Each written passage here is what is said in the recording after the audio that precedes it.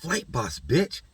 For sure. You're now listening to the Mind of an Aries Moon. I am the Royal Archangel Uriel, and I'm here to carry out God duties and motherfucking responsibilities. And this is a synastry reading between a sun sign Aries and a sun sign Taurus. Now, this relationship is predicated off Mars and Venus. So there has to be, what bring you guys together, and for you to stay together and it to work in a sufficient manner, there has to be an anchor for a passion for love or some type of love, appreciation, and value and relatability and compromising energy in some way, and having that being back to supported by motivation, having a motivation for some type of compromising. When there's no motivation for compromising, things can become very flunked out, and things can become very disgruntled and stuff like that. So you have to have a love for passion or be passionate about compromising in some way, and that's how you and now when you guys have a common interest, because that's a spiritual shit. So I wouldn't advise anybody to jump into a relationship based on the government, because the zodiac alignments themselves may cause problems, which ain't supposed to.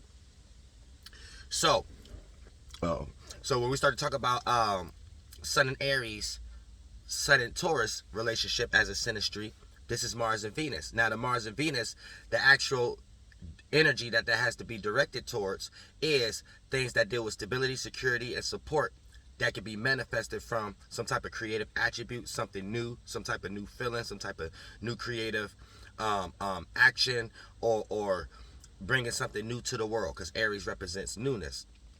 So when something can be new based on gaining stability, security, and safety and support off of it, or material and money, so something creative, a new vision that can look like it could be stable, not chaotic, and it look like it could be supportive, that's blending in the Aries and the Taurus energy. So whoever's the Aries individual going to be the one to initiate or create the ideal of something that can look new. The Taurus individual is going to be the one that sustain it and make sure it's actually built. But either party, no matter the element, plan out either one of these energies, the relationship has to have that as a single goal.